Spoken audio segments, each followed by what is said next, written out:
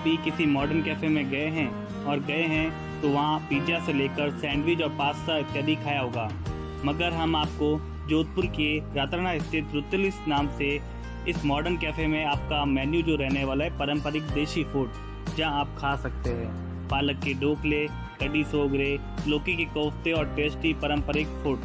बैठने के लिए मिलेगी आपको सोने की चेयर और खाने के लिए मिलेंगे सोने के चम्मच। इस कैफे में चमक देखकर आप भी रह जाएंगे हैरान। आमतौर पर सोने जैसे दिखने वाले चम्मच और सोने जैसी कुर्सियां आपने जोधपुर के विश्व प्रसिद्ध होटल उम्मेद भवन में देखी होगी, मगर यहाँ पर देसी फूड के साथ साथ आपको इन सब का आनंद भी मिलने वाला है। जोधपुर के इन दिनों कैफ़े काफ़ी चर्चाओं में चल रहा है, क्योंकि मॉडर्न कैफ़े में इस तरह का फूड कहीं नहीं मिलता है, चाहे बड़े से बड़े रेस्टोरेंट हो, लेकिन इस कैफ़े में आमतौर पर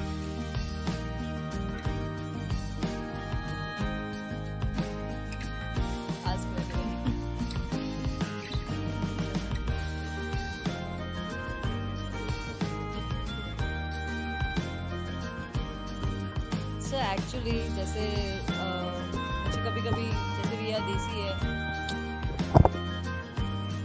अब जैसा कि देसी है तो देसी फूड की क्रेविंग्स तो होती है।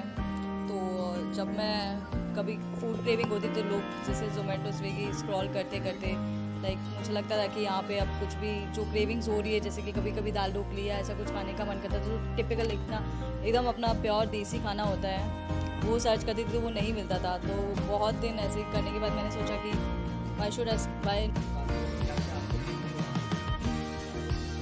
सर देसी फूड में पालक ढोकला हो गया, लौकी गट्टा विद कड़ी, दाल ढोकली, कड़ी पूरी, आलू का साग, मक्की की रोटी, जो खाना घर पे बेसिकली मिल जाता है और दूसरे रेस्टोरेंट या कैफ़े में कहीं भी होटल पे अपन जाए तो वो डिशेज नहीं मिलती है।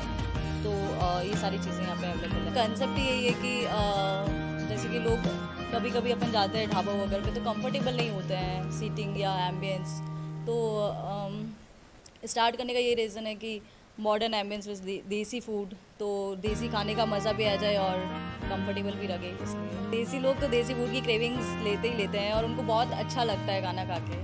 देसी खाना खा के जो खुशी मिलती है वो शायद पनीर और दाल मखनी खाने में नहीं मिलती है आई गेस। जोधपुर में तो नहीं देखा, और ये थीम एकदम बहुत अलग लाई है, जिसने भी लाई है ना थीम बहुत अलग है, बहुत यूनिक है, क्योंकि यहाँ पे किसी भी रेस्टोरेंट में ऐसे कढ़ी, सोगरा, पूरी, दाल ढोकली, ढोकला आप कहीं पे भी सर्च कर लो कहीं नहीं मिलता।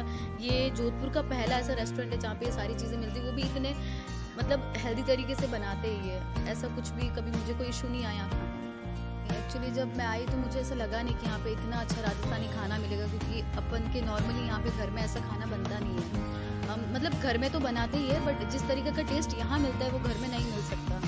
और मुझे ये थीम देख के लगा कि ठीक है कुछ फास्ट फूड होगा या फिर मॉडर्न कुछ पनीर वनीर ये सब चीज़ें होगी जो नॉर्मली यहाँ के हर रेस्टोरेंट में मिलता है। पनीर सारी चीज़ें एकदम उसी वक्त बनती है जिस वक्त आप ऑर्डर देते हैं। इसीलिए ना यहाँ पे थोड़ा सा क्या टाइम लगता है। तो अगर आपके पास में अच्छा खासा टाइम है, आप बैठ के आराम से इंजॉय करना चाहते हैं और हेल्दी फूड खाना चाहते हैं तो ये अच्छा ऑप्शन है।